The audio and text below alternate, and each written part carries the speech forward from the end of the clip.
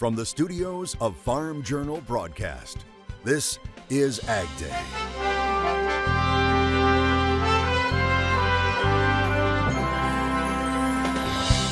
A new look at farmland values. There's going to be a lot of heirs that just want to sell their parcel. See who's looking to buy and sell in one state. Help is on the way to people hit hard by Hurricane Helene, thanks to some ag ingenuity, as Milton roars ashore in Florida. No matter where you are, you will experience the power of this storm. What the next few hours could bring to a state still recovering from the last major hurricane. That's right now on AgDay. AgDay is brought to you by Pioneer. Pioneer brand corn has the home field advantage with rigorous local testing to give you a winning season. Pioneer brand corn, your best years starts here. Good morning, I'm Tyne Morgan coming to you from our studios in Kansas City. Clinton has the day off. Well, happening right now, Hurricane Milton is lashing Florida's coast. The storm, one of the strongest Atlantic hurricanes ever. As Lee Waldman reports from Tampa, much of the state's Gulf Coast is at significant risk of catastrophic hurricane force winds and flooding. This is it, folks. Hurricane Milton's outer bands are lashing the Florida Gulf Coast, and it only gets worse from here. It'll keep picking up hour after hour. You will be on your own. Other state officials echoing the same ominous tone. When you figure it out, like, hey, I shouldn't be here. Hey, I need help, and help's not coming. It's going to take us hours, if not days, to be able to come to you. Final calls for preparations and evacuations switch midday to ones of try to stay alive. Make sure you have a life preserver handy. Make sure that you have plenty of supplies with you because you may be stuck in your home. Milton's winds are whipping up tornadoes with at least 2 spotted Wednesday in Hendry and Broward counties. No matter where you are, you will experience the power of this storm. Despite the catastrophic forecasts, some storm veterans are staying put on barrier islands. If we were to lose a pylon and the house wasn't sturdy, that scares me the most. But not scared enough to leave. We certainly fear the storms and the hurricanes. We just choose to ride it out. As the evening hours approach, the wait begins for what's on the other side. FEMA is ready. We have hundreds of state search and rescue personnel embedded in the potential impact sites. Godspeed to all of us that are in the path of this storm. In Tampa, Florida, I'm Lee Waldman reporting for AgDay. Meteorologist Matt Engelbrecht is continuing to track the rainfall and wind potential from Hurricane Milton. Taking a look at that wind gust forecast. So obviously, it's all about Milton and that tropical system, the storm surge, the tornadoes, as well as the heavy rainfall. But a couple of things that I want to map out with this system. Obviously, the direct impacts from it will be felt through Florida. They're looking at easily 40 plus mile per hour wind, not only sustained, but also wind gusts higher than that through Thursday morning and Thursday afternoon. The other part of this is we're starting to see come together a strong trough that's going to usher in more fall-like conditions in and across the United States. So as I put this into motion, this is Thursday at 3 p.m. By Thursday night, we got the wind weakening as that system works off into the Atlantic, weakening back down here to the south and to the southeast still. 30 to 35 through Florida, Georgia, South Carolina, and North Carolina.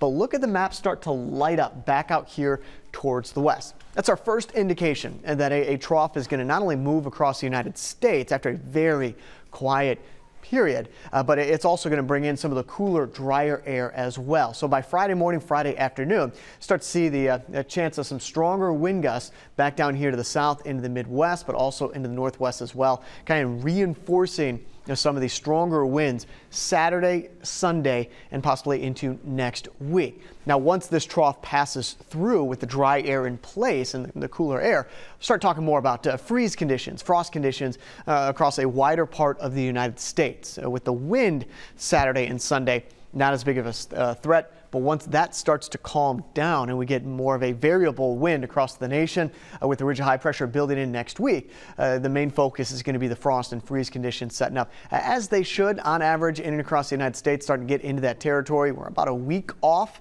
in parts of the Midwest in regards to our average first frost. So again, there's that wind gust forecast as you go into Saturday and Sunday, Saturday night into Sunday.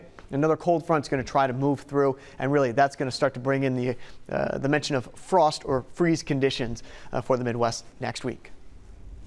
Well, Milton hit just as areas of the southeast are still cleaning up from Hurricane Helene, and some ag ingenuity is helping get aid to people in need, as Linda Loveland of the North Carolina Farm Bureau shows us.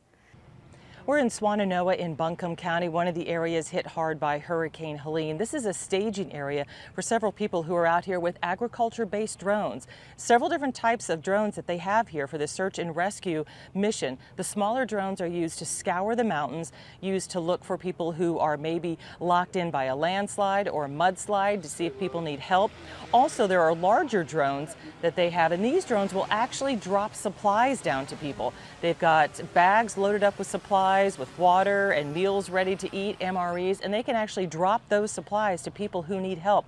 And they can do all of this with these drones, and they can go places that helicopters can't go. So they're working in tandem with rescue efforts here in the mountains of western North Carolina, getting the job done, being able to reach people who need help here. I'm Linda Loveland for the North Carolina Farm Bureau. Thanks, Linda. Well, a major port in Amazon rainforest is seeing its lowest water level in over 100 years due to drought.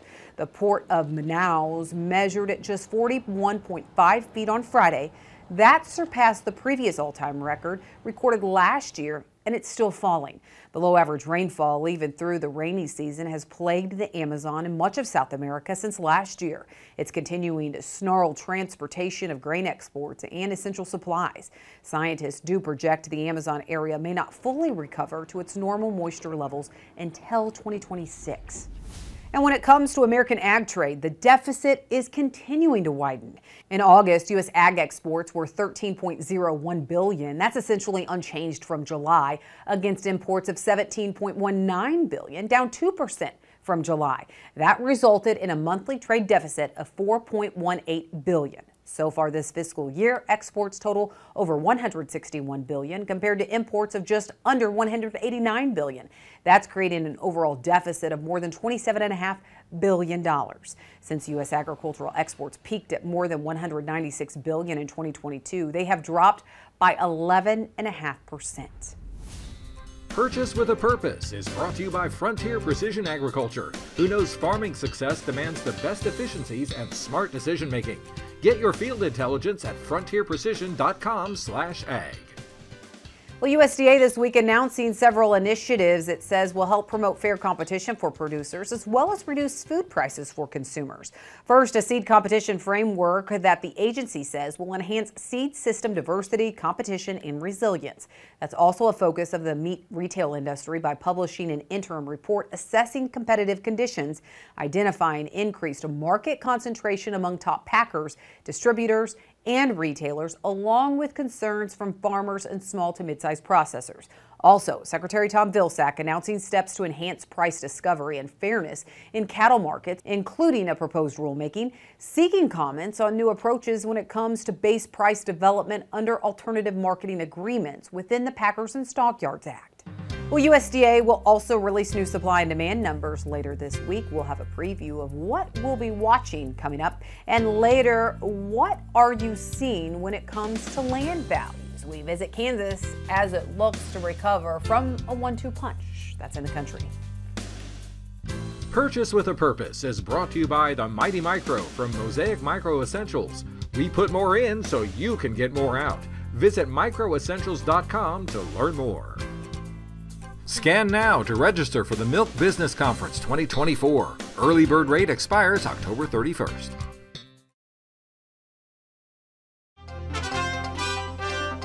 Well, tomorrow we'll get a new batch of crop supply and demand estimates from USDA. What will be the key numbers to watch? AgDay's Michelle Rook has a preview with Sean Hackett in Markets Now. Welcome to Markets Now. Joining me is Sean Hackett with Hackett Financial Advisors. And Sean, we have that important October 11th WASDE report coming up this week. And let's talk about, first of all, what adjustments do you see on the corn supply in terms of either yield or maybe production? The trend we've seen in corn is they keep lowering ending stocks and they keep increasing demand. And that keeps tightening the balance sheet. Remember, we were originally looking at 2.2+ billion bushel carryouts. Now we're down to 2 billion bushel carryouts. Our view has been we would see carryouts come in under 2 billion, and it could come in as low as 1.8 billion, depending how they play around and decide all those numbers out. But I'm pretty confident that the corn market, when we were trading at 385 December futures, traded the worst balance sheet supplies we're going to trade for the foreseeable future. So I'm expecting a net positive report.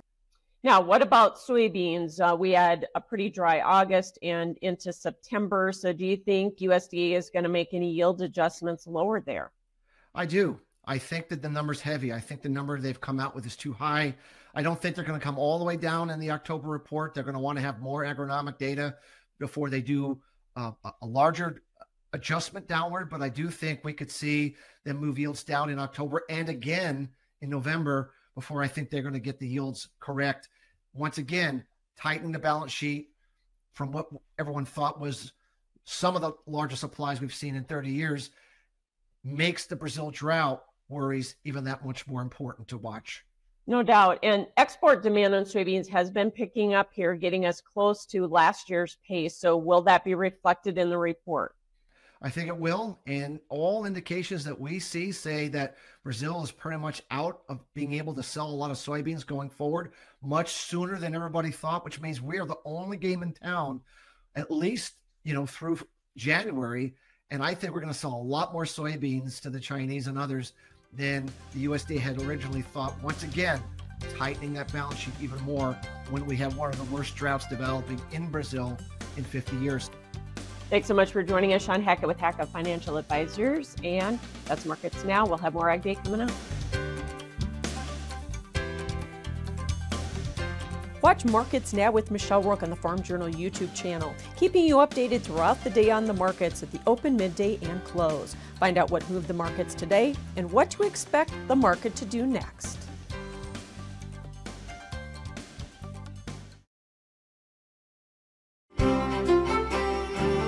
I want to look at what's going on at the surface, but also the white lines. That's what's going on within the jet stream. So at the surface, obviously, the rain, the storm surge, the tornadoes from Milton continue to impact parts of Florida early this morning. By the afternoon, it is going to be, again, just a mess through Florida, even through Thursday and Friday. Look what's happening back out here to the west. And I alluded to this earlier.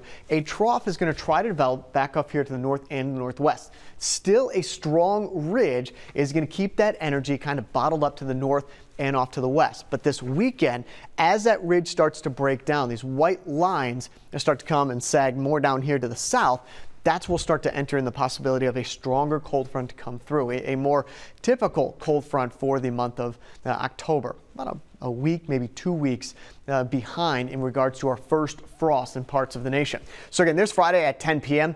As you get to Saturday and Sunday, and start to see this dig down to the south, and that's the next cold front, the pocket of the cooler, pocket of cooler air with some outside chances of some rain late Saturday night, early Sunday morning. That works off to the east. The cooler air sinks in, and that is where we're going to set up the potential for not only some cooler and drier air, but also some frost and freeze potential as well. Precipitation forecast next 24 hours. No surprise here. The bullseye through Florida. Quiet through most of the nation, and then the color will start to fill in and across the Midwest with that next trough. This line you see here in the next 7 days, that's the actual cold front dropping from the north to the south. So as you get south of that line, not expecting major impacts or big impacts from the cold front, but north of that line this next week is where that dry air is going to be in place. So will some of those cooler temperatures, resulting in frost and freeze conditions through parts of the nation. Not everywhere, but it's something that we haven't talked too much about this month. So again, there's a look at the precipitation forecast for the next 7 days. Let's go up to Vermont. Showers, high around 45 degrees. Buell's Gore, low about 38 degrees. Apricot, Washington, partly cloudy, high of 68, low of 38. White Rock, Tennessee, sunny, high of 67, low of 38. Coming up, a look at farmland values, how they've changed over time in one state, and what could be to come. Plus, a closer look at devastation caused by Hurricane Helene in the southeast from a rancher's point of view.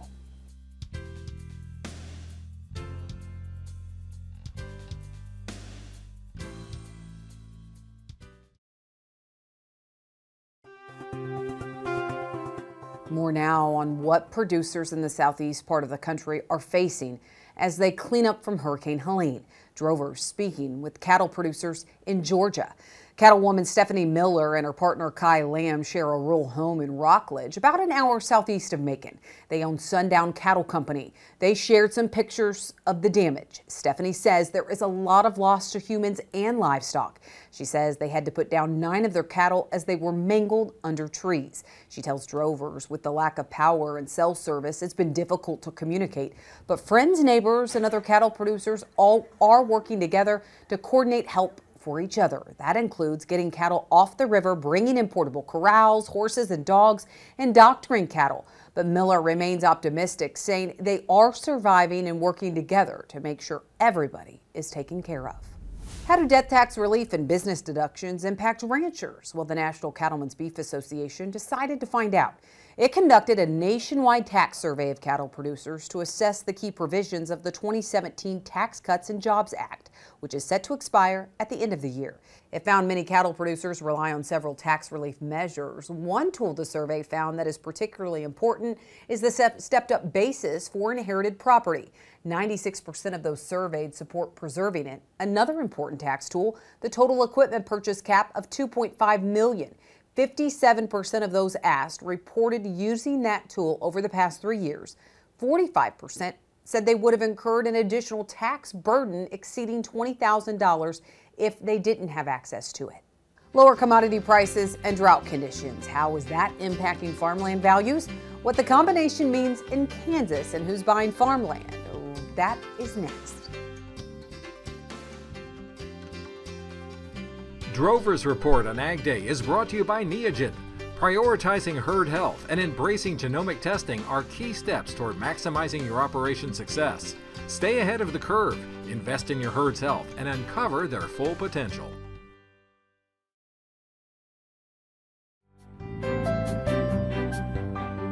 There's no doubt the land market is shifting under our feet, but just when you think prices are falling, some eye-popping sales catch you by surprise. This morning, we look at the land price situation in one state, Kansas, with a farmland expert at K-State. Kansas farmers are dealing with a 1-2 punch. Not only are they coping with lower commodity prices for key crops like wheat, corn, and soybeans, but drought has also been a stubborn issue across the state. Yet farmland values have been quite resilient. We're really looking a lot like we did back in 2014 to 2015, where we had lower commodity prices, but land values did hold fairly steady, even though farm income wasn't supporting the values that we had. Robin Reed is an agricultural economist at Kansas State who focuses on land values. What we've been seeing the last few years, 20% increase, 18% increase year over year in those cropland markets. She says now there is a bit of a slowdown starting to take hold. USDA had us about 8% increase this year over what we have been 18 to 20%, but we're still going up. And I would say that's probably going to just start slowing down. Here in Kansas, if there's pasture land, especially with good hunting potential, we're seeing a lot of out-of-state or even within-state hunting pressure put on those land values, a lot of times outcompeting what our cattle producers can pay. Reed has done extensive research on who owns land across Kansas, as well as who's buying. When my research started in 2015, 84.5% of all of our ag ground in the state was still owned by people here in Kansas. If we fast forward 7 years, the last time I was able to look at these data, we did see an uptick, about 2.5% uptick in the amount of land that's moving out of state. She's noticing a surge in the number of baby boomer landowners who are retiring or transitioning that land to the next generation. There's going to be a lot of heirs that just want to sell their parcel, and so I do anticipate a lot of land being on the market. The one thing I do see is we do have other sources of people that are willing to buy ground that'll hopefully help stabilize our ag economy. Farmers are still in the driver's seat, but the direction of land values in the months and years ahead relies on one major factor: how long low profitability for row crop farmers persists. But if we do experience this downturn for a number of years, I would expect we're going to start seeing an impact on land values and definitely cash rental rates. Those we're already hearing for next year, trying to negotiate those back down.